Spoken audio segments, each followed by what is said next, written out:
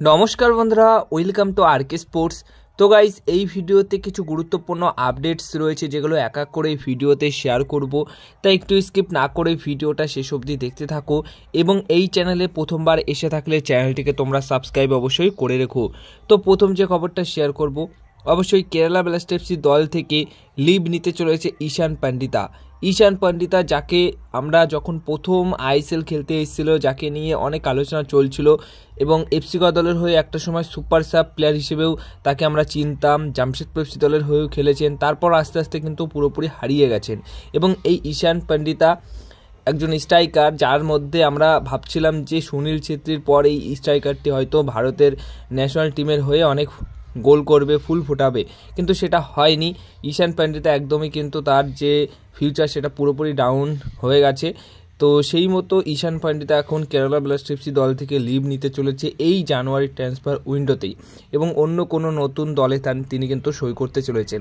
দেখো, কমপক্ষে 11টা থেকে 12টা আইএসএল দল রয়েছে, যে কোনো দলে তিনি বড় দলে না গিয়ে এমন দলে যাক যেখানে গেম টাইম পাবে, সেই রকম দলে সই করুক এবং ভালো খেলুক, ভালো খেলে বুঝিয়ে দিক যে তিনি ভালো মানের স্ট্রাইকার এবং সে প্রমাণিত করুক। তারপর দেখবে এমন একটা সময় আসবে যে এই ঈশান পান্ডিতাকে আবার দলে নেওয়ার জন্য বড় বড় দল কিন্তু একে অপরের বিরুদ্ধে লড়াই করবে।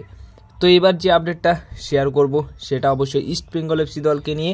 ইস্ট বেঙ্গল এফসি দল তারা কিন্তু মাধি তালারের বিকল্প প্লেয়ার প্রায় পুরোপুরি কনফার্ম করেই নিয়েছে। হ্যাঁ, কোস্টারিকার জাতীয় দলের খেলোয়াড় জুরগুয়েস মন্টিনগ্রো এই যে ফুটবলারটি, একে কিন্তু নিয়ে আসতে চলেছে।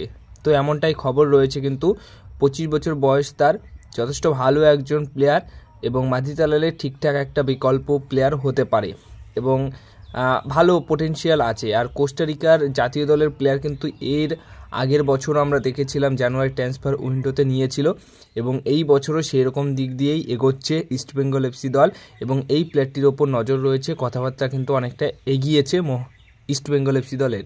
তো দেখা যাক, সব কিছু ঠিকঠাক থাকলে কিন্তু এই ফুটবলারটিকে তোমরা খেলতে দেখতে পারবে ইস্ট বেঙ্গল এফসি দলে জার্সি গায়ে।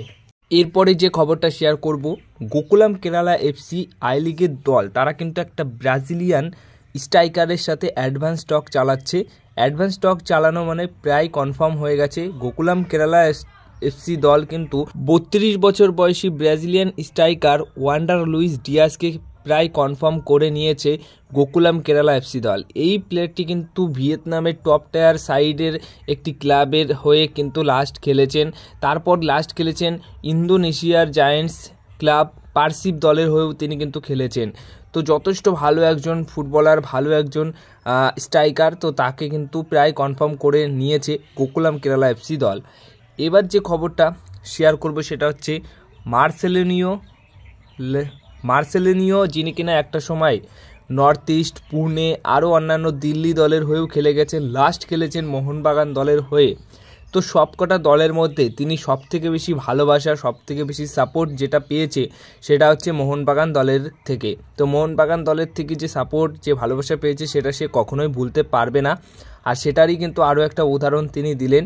মার্সেলিনিও কিন্তু তার সোশ্যাল মিডিয়া হ্যান্ডেলে তার ছেলেকে যে জার্সিগুলো তার ছিল, যেটা মোহনবাগানের জার্সি ছিল, সেই জার্সি পরিয়ে মোটামুটি তার ছেলে ঘুমাচ্ছিল এবং সেই ফটোটা তুলে তিনি সোশ্যাল মিডিয়াতে পোস্ট করেন, স্লিপিং লাইক এ মেরিনার।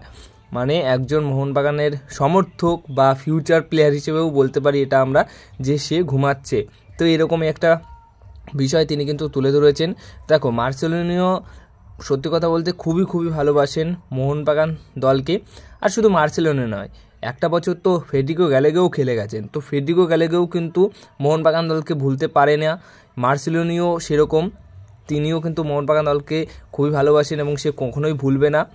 আর তার হয়তো এমনও ইচ্ছা রয়েছে যে তার ছেলেকে ফুটবল শিখিয়ে ভালো ফুটবলার বানিয়ে কোনো একটা সময় মোহনবাগান দলের হয়ে যাতে সে খেলতে পারে সেটার চেষ্টাও করবে, কিন্তু সেটা অনেক সময় পর গিয়ে, কারণ তার ছেলে এখনও অনেক ছোট।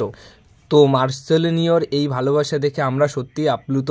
আমরাও কিন্তু মার্সেলিনিওকে অনেক সাপোর্ট করি, অনেক ভালোবাসি, কারণ মার্সেলিনিও একটা সময় কিন্তু দুর্দান্ত পারফরমেন্স করে গেছে আইএসএলে, তো তাকেও ভুললেও কিন্তু চলবে না।